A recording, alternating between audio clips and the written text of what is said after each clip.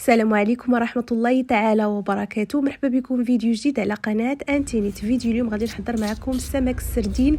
غادي نحضروه بطريقة مختلفة على الطريقة باش كنحضروه. غادي نحضروه بطريقة اللي اكيد الا جربتيها غادي تولي مدمنة عليها. صراحة كيجي هاد السمك اكثر من رائع، لذيذ بزاف. صدقوني جربوها وردوا عليا. كنتمنى ان فيديو اليوم ينال استحسانكم، فبسم الله نمر مباشرة لتطبيق الوصفة. فبسم الله على بركه الله. بالنسبه للشرموله غادي نحتاج شويه ديال الثومه اللي بطبيعه الحال كنحكها مزيان في الحكاكه، وعندي هنا واحد حامضه اللي بطبيعه الحال كنعصروها مزيان. بالنسبه للعطريه غادي نحتاج معلقه صغيره من التحميره، وعندي هنايا ملعقه صغيره من الكركم، وعندي ملعقه صغيره من الكمون، وملعقه صغيره من قزبور حبوب، ثم ملعقه صغيره من البزار، وملعقه صغيره من الملح، وملعقه كبيره من القزبور والمعدنوس. صراحه هاد الشرموله راه كتجي رائعه في هاد السردين. غادي نحاولوا اننا نخلطوا هاد العناصر مزيان على هاد الشكل مباشره. هنا غادي نحاول انني نخلطوا هاد العناصر على هاد الشكل، ثم مباشره غادي نحاولوا ناخذوا السردين ديالنا اللي بطبيعه الحال غادي نحاولوا اننا نغسلوه ثم نقيوه على هاد الشكل. يعني الطريقه راه واضحه، كلشي كيعرف ينقي السردين مباشره. هنا كناخذوا ديك الشرموله اللي حضرنا مسبقا، غادي نحاولوا اننا هكايا نوضعوا فيها السمك ديالنا على هاد الشكل. يعني غادي نحاولوا اننا نلبسوه مزيان بهاد الشرموله. فغيجربوا هاد الوصفه بهاد الطريقه، راه الصراحه كيجي هاد السردين كيجي رائع، وفاش كتاكلوه راه ما كتحسوش نهائيا باللي كتاكلوا السردين. مهم جربوا هاد الوصفه، راه كتجي اكثر من رائعه. هنا غادي نحاول انني هكايا نلبسو هاد السمك بهاد الشرموله مزيان على هاد الشكل. غادي نحاولوا ان نستمروا بنفس الكيفيه على هاد الشكل ونتلاقاو من بعد.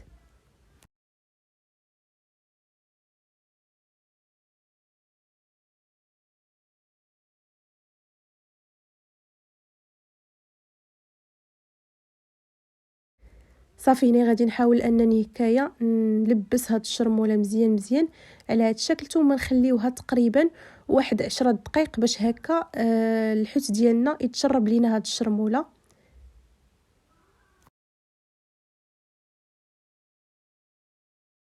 صافي هنا غادي نخليو الحوت ديالنا يتشرب لينا الشرموله، وهنا غادي نحضروا الخلطه اللي عليها العمده اللي كتجي في هاد السردين كتجي خطيره.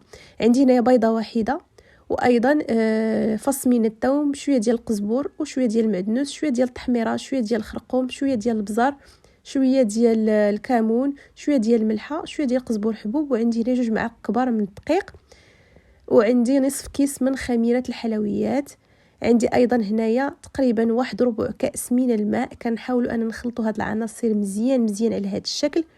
فصراحه هاد الخلطه هي باش كيجينا هاد السردين كيجينا مختلف، يعني فاش كناكلوه ما كنحسوش نهائيا بداك المذاق ديال السردين. صافي هنا كنحاولوا ان نخلطوه هكايا على هاد الشكل. المهم هنا غادي نزيد ليها شويه ديال الماء، يعني تقريبا غير واحد 2 معالق ديال الماء. وهنايا هذا هو القوام اللي لازم اننا نتحصلوا عليه.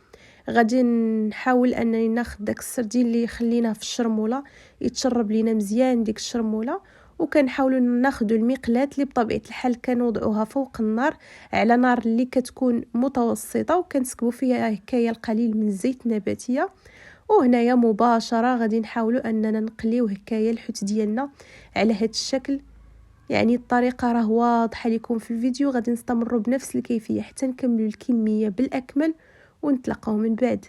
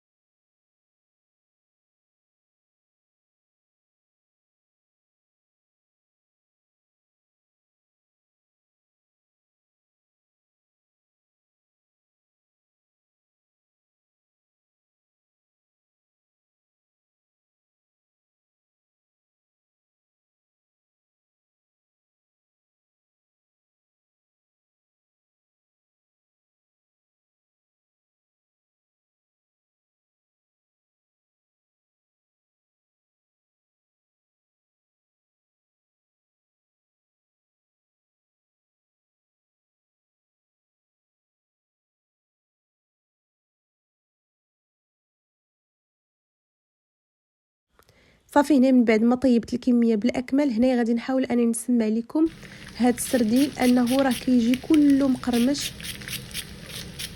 كيف كتلاحظوا معايا انه راه كيجي رائع.